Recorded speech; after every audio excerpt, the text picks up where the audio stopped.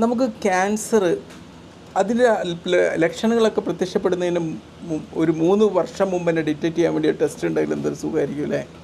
നമ്മൾ മെഡിക്കൽ ചെക്കപ്പിലൊക്കെ എന്തായാലും അത് ഉൾപ്പെടുത്താൻ നോക്കൂലേ? അങ്ങനെ ഒരു ടെസ്റ്റ് ഉണ്ട്. ഹാർവാർഡ് യൂണിവേഴ്സിറ്റി റിസർച്ചിലൂടെ ബോധിപ്പിച്ചൊരു ടെസ്റ്റാണത്. ഇത് എന്താണ് ചെയ്യുന്നതെന്ന് അറിയാം. ctDNA എന്ന് പറയുന്ന സർക്കുലേറ്റിംഗ് ട്യൂമർ DNA ഇതിനെ നമ്മുടെ ബ്ലഡിൽ നിന്ന് ഡിറ്റക്റ്റ് ചെയ്യാം. കാരണം നമുക്കറിയാമല്ലോ, നമ്മളുടെ ഒരു DNA സ്ട്രക്ചറിൽ മാറ്റങ്ങൾ വന്നിട്ടാണ് ക്യാൻസറായിട്ട് പരിവർത്തനം ചെയ്യുന്നത്.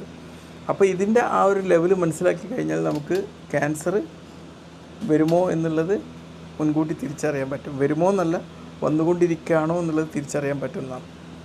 ഈ ഒരു യൂണിവേഴ്സിറ്റിയിൽ വർഷങ്ങളായിട്ട് ശേഖരിച്ച ബ്ലഡ് സാമ്പിളുകളിൽ നിന്ന് നടത്തിയ പഠനങ്ങളാണ് ഇത് ബോധിപ്പിച്ചത്. ഇത് എന്താ പറയുന്നത്, ഈ ക്യാൻസറിൻ്റെ ആ ഒരു സാന്നിധ്യം ഈ ബ്ലഡിൽ ലക്ഷണങ്ങളൊക്കെ പ്രത്യക്ഷത്തിന് മുമ്പേ ഇത്തരം വ്യക്തികൾ കാണാൻ പറ്റിയെന്നാണ് പറയുന്നത്. ചികിത്സാരംഗത്ത് വലിയൊരു മാറ്റം തന്നെയാണ് ഇത് കൊണ്ടുതരിക. ഈ ടെസ്റ്റ് ഇന്ത്യയിൽ എവിടെയാണ് ചെയ്യുക എന്നുള്ളൊരു ചോദ്യം ഒരാൾ ചോദിക്കുകയുണ്ടായി. തീർച്ചയായും ഈ ടെസ്റ്റ് ഇപ്പോൾ അത്ര ഫെമിലിയറായിട്ട് ചെയ്യുന്നൊരു ടെസ്റ്റല്ല, റിസർച്ചിലൂടെ ബോധിപ്പിച്ചാണ്. എന്നാലും ഈ ജീൻ അനാലിസിസ് ഒക്കെ ചെയ്യുന്ന ഒരുപാട് കേന്ദ്രങ്ങൾ ഇന്ത്യയിലുണ്ട്. അവിടേക്ക് ഇത് ലഭ്യമാവാൻ സാധ്യതയുണ്ട്. ഇതിനെക്കുറിച്ച് കൂടുതൽ ഡീറ്റെയിൽ അറിഞ്ഞിട്ട് ആ കാര്യത്തിൽ ഞാൻ നിങ്ങളോട് വീഡിയോ ചെയ്യുന്നതാണ്. ഓക്കെ, അപ്പോൾ നമ്മൾ നോർമലായിട്ട് ഒരു വലിയ ഹോസ്പിറ്റലുമായിട്ട് ഇത് ബന്ധപ്പെട്ട് കഴിഞ്ഞാൽ ആ ഹോസ്പിറ്റൽ അതിൻ്റെ അടുത്ത സെൻറ്ററിലേക്ക് സാമ്പിൾ വിട്ടിട്ട് ഇത് കണ്ടെത്താനുള്ള ഫെസിലിറ്റീസ് ഇന്ത്യ ഡെവലപ്പ് ആവും.